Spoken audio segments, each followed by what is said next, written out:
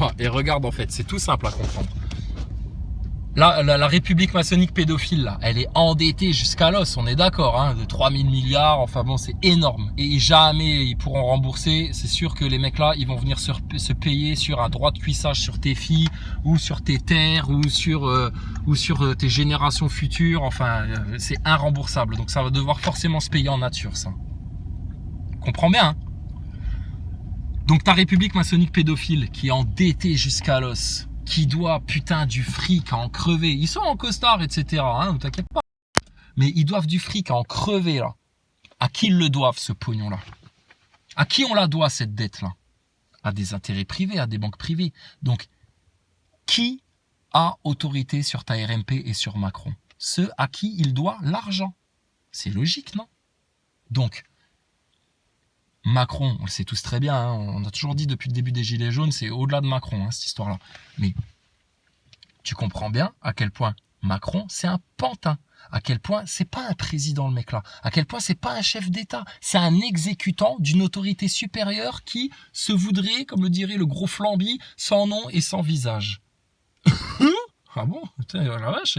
Le mec, il a pas de nom, il a pas de visage. Son visage, sa face, c'est tout lisse comme ça, c'est comme dans les cauchemars, là, comme dans les films d'horreur.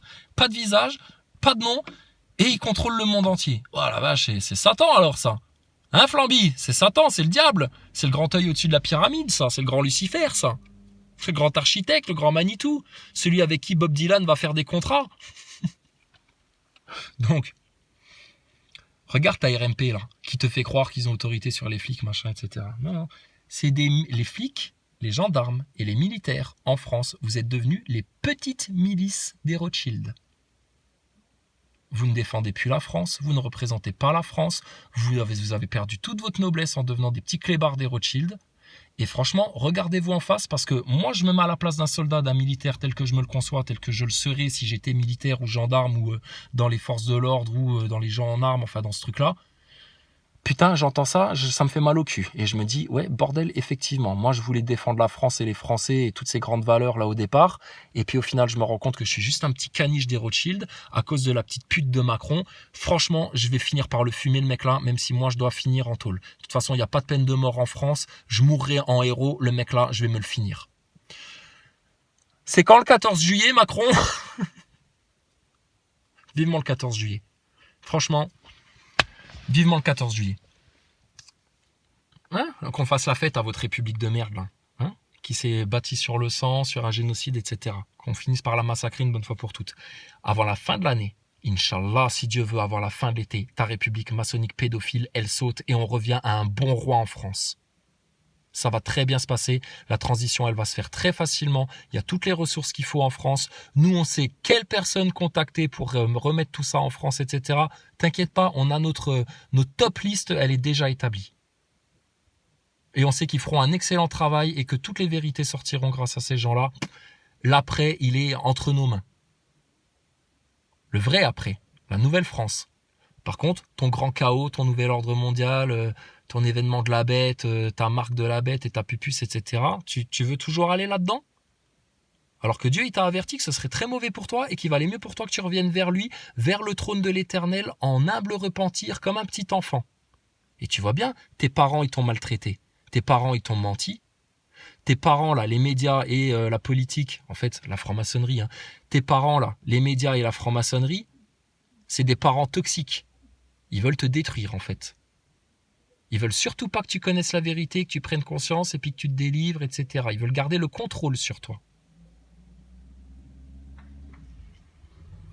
Donc, va falloir grandir, les Français, hein. Tous ceux qui se croyaient éveillés, réveillés, etc. Si t'as pas l'autorité comme nous, on a notre autorité. Si t'as pas récupéré ta souveraineté comme nous, on a notre souveraineté. Si t'as pas compris le lead, et puis si t'es pas à la même place que nous, t'es réveillé, éveillé de rien du tout. La France va être vraiment réveillée le jour où vous vous retrouverez devant les loges et devant les médias pour arracher les réseaux pédos. Et je te garantis, tu vas arracher les réseaux pédos, tu vas voir. C'est comme si tu leur arrachais la langue et que tu avais tous les boyaux qui venaient avec. C'est comme si tu leur arrachais leur arbre sec là et que tu leur arrachais toutes les racines avec. Quand tu vas leur arracher les réseaux pédos, il y a tout qui va venir avec. franc-maçonnerie, MK Ultra, chemtrail, géo-ingénierie, Greta Thunberg, tes acteurs de crise, tout ça, les médias, ils vont en prendre plein la gueule. Donc forcément, eux, ils vont tout faire pour pas que ça se passe, pour vous, machin, etc. Faut les péter. Tu comprends ce que ça veut dire, les péter? Tu pètes le plafond de verre. Tu les pètes maintenant. Donc les complotistes, faites vos commentaires d'actualité, parlez de ce que vous voulez, etc. Mais passez-vous le mot de Salim Naïbi à Farida Belgoul en passant par l'Autruche, Pom-Pom, qui tu veux, bon sang.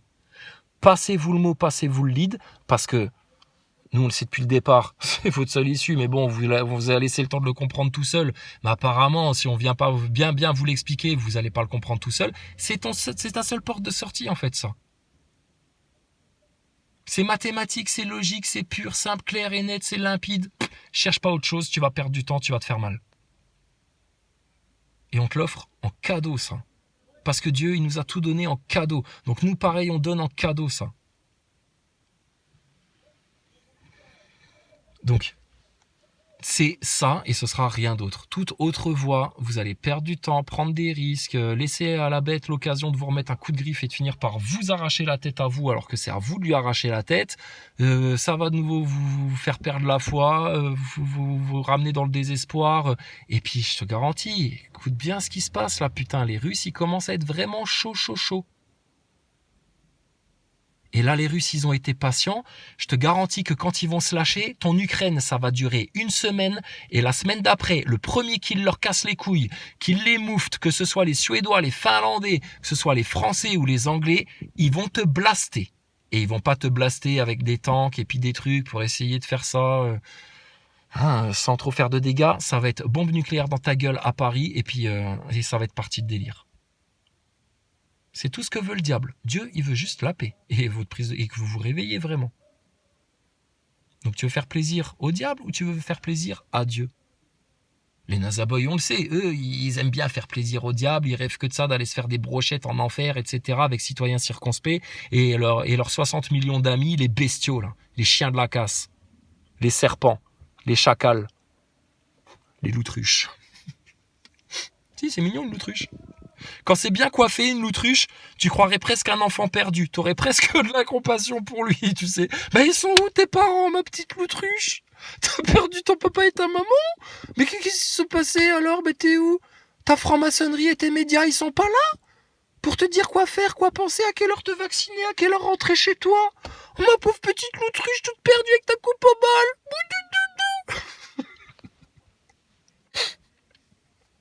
Ça va les Nazaboys? Vous êtes en apesanteur là? Vous planez un peu là? Ah ouais, t'inquiète, on s'en rend compte que vous planez. Mais vous continuez à tourner en rond, hein, bande de couillons que vous êtes. Hein. Cours plus vite, atteins les 1600 km/h. Tournez manège. Oh la vache. Eh ben dis donc. Hein. Ben franchement, ça valait le coup quand même de se bagarrer un petit peu. Ça valait le coup un petit peu d'être endurant. Et puis franchement, ça valait le coup d'avoir foi en son Seigneur. Hein. Parce que ta RMP avant la fin de l'année, vraiment, on va la dégager puisque c'est plus qu'un cadavre qui est en train de sécher là maintenant. L'été va venir, en plus il va faire sec. Ça va finir en poussière, ça, et puis sous le pied du roi de France, ça va craquer, ça va être dégagé, et je te garantis qu'on va rentrer dans une autre dimension, là. Ta RMP avant la fin de l'année, c'est ça l'objectif à viser, elle dégage et on remet un roi en France. Au nom d'Allah, le tout miséricordieux, le très miséricordieux. Lorsque vient le secours d'Allah ainsi que la victoire, et que tu vois les gens entrer en foule dans la religion d'Allah, alors par la louange, célèbre la gloire de ton Seigneur et implore son pardon, car c'est lui le grand accueillant au repentir. Putain, c'est Toulouse qui a gagné comme... Putain, je voulais que ce soit Nantes qui gagne.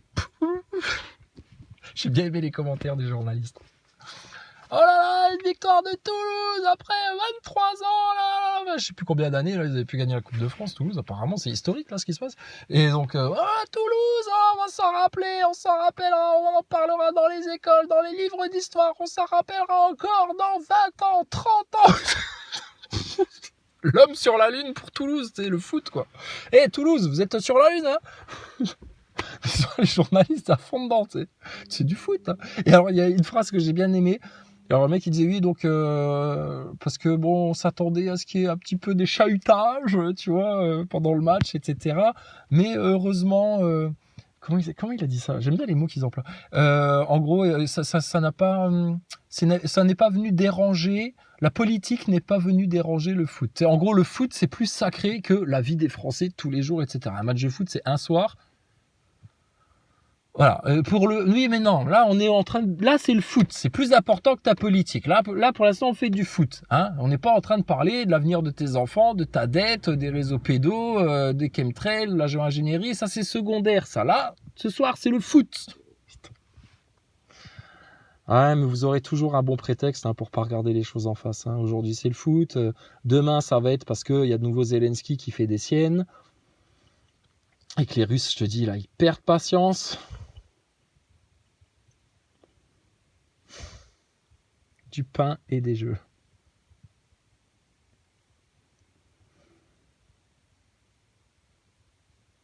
Mais ça, c'est vraiment typique de la mentalité des bonhommes en France, tu vois.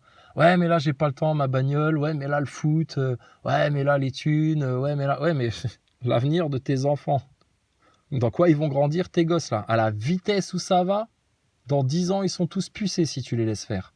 Donc, mais voir juste un peu en parenthèse. Eux, ils t'ont confiné pendant 1 an et demi, là, comme un connard, là. Hein, que tu pouvais plus rien faire, que tu étais comme un con, là, bloqué, tu pouvais rien faire. Bon alors, mais voir ça entre parenthèses un petit peu là, confine un peu tes envies, tes désirs, tes loisirs et tes conneries là, tes distractions là, 5 minutes, et juste concentre-toi une bonne fois pour toutes là qu'on en termine. Que tu puisses retourner à tes matchs de foot, à tes occupations anodines, etc. Et puis que nous on puisse avancer un peu. C'est incroyable. Incroyable. Les mecs, ils sont en train de errer dans un bocal dégueulasse dans lequel ils étouffent. Là. Leurs gosses, jamais ils finiront leur vie là-dedans. C'est un truc horrible. Mais à partir du moment où tu leur jettes une petite croquette dans le bocal et puis qu'ils ont leur petit truc à bouffer, oh bon ça va. Poisson, c'est poisson, mais poisson con hein, quand même. Hein. Poisson con. Hein. Poisson rouge qui perd la mémoire, mais poisson con. Hein.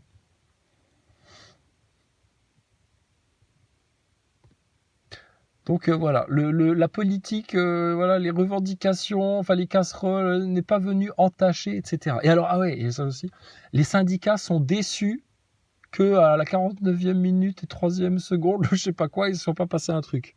Ben, les syndicats, alors franchement, mais vous attendiez quoi, ça sérieux. Alors imagine, alors vous auriez tous sorti les cartons rouges, vous auriez sifflé pendant 30 secondes, là, ouh, Macron, démission, t'es nul, on te déteste, etc. L'autre, il serait trouvé une place dans les chiottes du stade ou je sais pas quoi, il serait allé se masturber parce que c'est un gros sadomaso. Plus tu l'insultes, plus tu lui craches dessus, plus il aime ça, tellement il est tordu celui-là.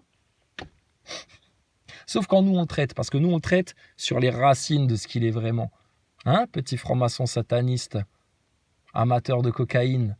Rien à foutre de tes retraites et de tes casseroles, etc. Là. Ça, c'est ta comédie de théâtre. Là. Nous, on n'est pas là pour le théâtre. Et tu joues mal, Macron. Rappelle ta prof de comédie, là, ta prof de théâtre. Faut qu'elle te reforme. L'autre espèce de difforme, là.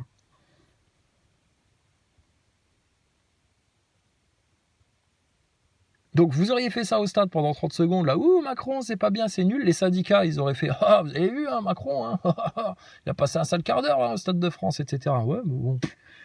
Lui, il a peut-être passé un sale quart d'heure au Stade de France. Et en fait, là, bah, tu vois bien que non. Hein, parce qu'au final, voilà.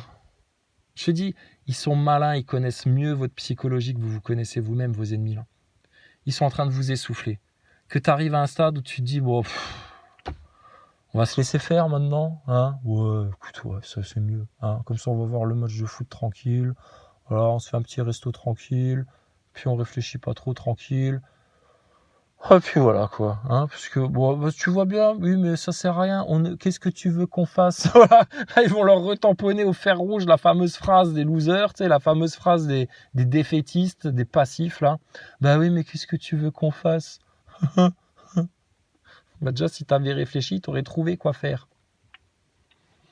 Mais bon, apparemment, vous étiez plus occupé par d'autres choses. Donc voilà, ils cherchent à vous essouffler comme ça, et puis qu'au bout d'un moment, les gens ils se disent bon, bah, ça sert plus à rien de manifester. En plus, on a peur quand on va manifester parce qu'on se fait taper dessus. Oh, les pauvres petits Français tout gentils, les petits goy là, nos petits goy de France là qui se font tabasser par les francs-maçons et par les putains de casards là et toute ta race de satanistes pédophiles. Aïe, aïe, aïe, aïe, aïe, quel désastre pour eux. S'ils savaient. Ils sont assis sur un trésor. Mais bon, juste parce que eux, ils veulent pas se lever bien droit, ils le trouveront jamais. Ils restent assis, leur cul assis. Putain, incroyable. Donc, alors les syndicats, là, donc ton Macron, tu l'aurais chahuté 5 minutes, et puis, qu'est-ce que ça change? Je te dis, regarde-les tous autour. Il n'y en a aucun qui va les attraper aux racines. Aucun. Il n'y a que nous avec le lead. Que nous.